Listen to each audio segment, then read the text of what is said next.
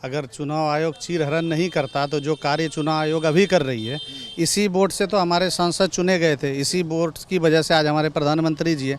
तो ये कार्यक्रम चुनाव के बाद भी हो सकता था, या फिर जैसे ही लोकसभा चुनाव खत्म हुआ उसके बाद भी हो सकता था। ये अचानक से कम समय देना। अब बिहार में क्या है, पलायन का मुद्दा सबसे आगे है। अब कुछ लोग फैमिली में जैसे माता पिता को छोड़कर, अपनी बीवी बच्चे को छोड़कर कमाने के लिए बाहर गए हुए।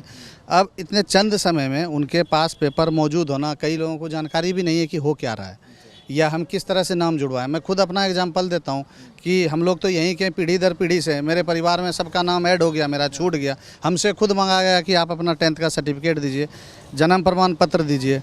तो मेरे पास अवेलेबल था, मैंने दे दिया। लेकिन अगर मेरी जगह कोई और होता तो वो कहाँ से अवेलेबल करता जो बाहर रह रहा हो। नीतीश कुमार जो है सारी योजनाओं को लागू करते जा रहे हैं। जो कहते थे कि हम कभी नहीं करेंगे, बिजली 125 यूनिट फ्री कर दिया। फ्री इसलिए किया गया कि इनको ये डर सता गया कि अब तो इन लोगों की सरकार, महागठबंधन की सरकार बनने जा रही है, तो जाते जाते हमारे पास कुछ करने को तो है नहीं। आज से पहले 4 वर्ष, 5 वर्ष, 10 वर्ष पहले का नीतीश कुमार जी का वीडियो उठा के देखिए। ये कहते थे हम तो फ्री में कुछ नहीं देंगे, उससे सरकार नहीं चलेगी।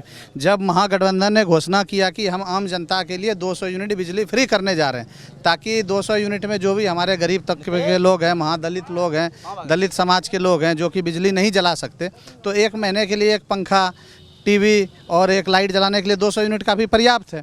तो जैसे उसने देखा रे, इसने तो 200 यूनिट का घोषणा कर दिया। अब तो सब समाज के लोग समझ गए कि नीतीश कुमार कोई काम नहीं कर रहा, तो उसने तुरंत ही 125 यूनिट लागू किया।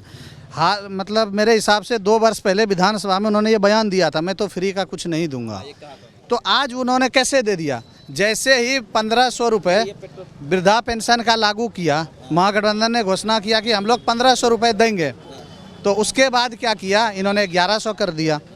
अब सुनने में आ रहा है कि महागठबंधन ने 2500 रुपये मंथ हर महिलाओं को देने का वादा किया है। अगर महागठबंधन की सरकार बनती है तो प्रत्येक जरूरतमंद महिला को 2500 रुपये मिलेगा।